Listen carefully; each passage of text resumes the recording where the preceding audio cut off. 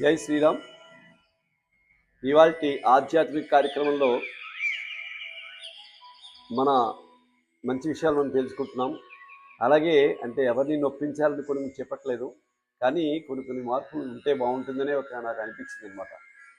ఎందుకంటే ఇప్పుడు కొన్ని ప్రవచనాలు వింటున్నప్పుడు పెద్ద పెద్ద వాళ్ళని విమర్శించి వాళ్ళల్లో ఎలాంటి వాళ్ళు అంటే ఏనుగు ముందు ఒక చిన్న చిన్ని జంతువు లాంటి దాన్ని, అలాంటిది నేను విమర్శించకూడదు. కానీ అంటే సమాజంలో ప్రతి యువకులు కానీ ప్రతి వాళ్ళు కూడా ఎలా ఒక మార్గంలో మంచి మార్గంలో మంచి ఆలోచనలు మంచి పనుల్లో ఉండాలని ఉద్దేశంతో మనం చెప్తున్నాం కాబట్టి ఒక విషయం ప్రవచనంలో నాకు కొంచెం ఇది అనిపించింది.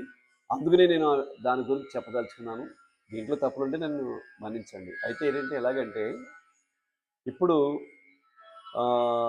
ఎక్కడో ఒక ప్రవచనంలో ఒక ఆయన ప్రవచనంలో విన్నమాట.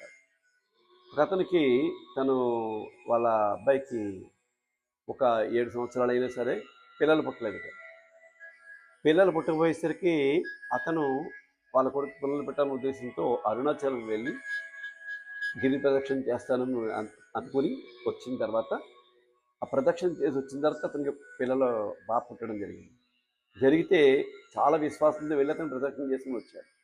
అయితే అదే ఆ గురువు గారి దగ్గరికి వెళ్ళి మీరు అప్పుడు అన్నారు కదా అరుణాచలం వెళ్తే మంచిది ఇలా జరుగుతుంది చెప్పి నేను అక్కడ వెళ్ళి వచ్చానండి అన్నాడు.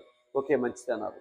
అయితే ప్రదక్షిణాలు చేశానంటే ప్రదక్షిణాలు చేస్తే బాగుంది మంచి పని చేసామంటే దానివల్ల నాకు ఇలా అక్కడికి వెళ్ళి రావడం వల్ల మా అబ్బాయికి ఇలాగా జరిగిందని చెప్తాంటే ఇంతలా నమ్మితే ఆయన తపస్సు చేసింది రమణ మహర్షి తపస్సు చేసింది అంత దీక్షగా అందరినీ కూడా ఒక మంచి భక్తుల్లో తయారు చేసింది. అక్కడ అరుణాచలంలో పీఠం సమకూర్చింది. ఇవన్నీ కూడా పిల్లలు పుట్టడానికేను మనకు అనుకూలం జరగడానికి ఇలాంటి వాటికి అని చెప్పేసి కొంచెం వ్యాఖ్యానంగా అన్నారు.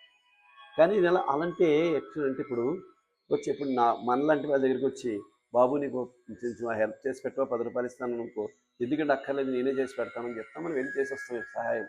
అయితే మనకు జరిగిందనుకోండి మనం తృప్తిగా ఉంటాం. చిన్నపిల్లలకి ఎలా ఉంటుందంటే నన్ను కొంచెం ఆ పని చేస్తున్నాను, నేను వెళ్ళబడి ఓకే నీకు 10 రూపాయలు చాక్లెట్ ఇస్తాను చేసారా అని చెప్తే పరిగెత్తి చేసి వస్తాడు. అంటే ఇక్కడ నేను చెప్పేది వాళ్ళకి తెలియదు. కొత్తగా తయారవుతున్న వాళ్ళు ఏదో ముక్కుంటే ఆ భగవంతుని అనుకుంటే అది జరిగితే ఇంకా నమ్మకం పెరుగుతుంది వాళ్ళలో. ఇప్పుడు మనకు చాలా నమ్మకం ఉన్న వాళ్ళకి అది జరిగినా జరగకపోయినా కూడా వాళ్ళు విశ్వాసంతోనే ఉంటారు. కొంతమంది అలా కాదు, ఆ విశ్వాసాల వల్ల నమ్మకం పెరుగుతూ ఉంటుంది. కాబట్టి మనం వాళ్ళకి వచ్చిన విశ్వాసాన్ని మనం దీని గురించి కాదు నీకు జరిగింది ఇదే అని అనకూడదు. వాళ్ళ విశ్వాసం వాళ్ళు ఉంచాలి.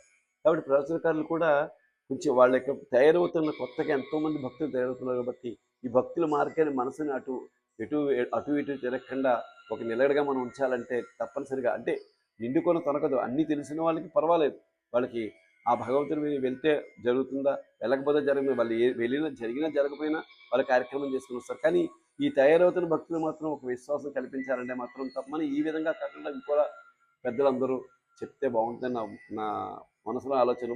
ఏదైనా తప్పుంటే మన్నించండి. జై శ్రీరామ్.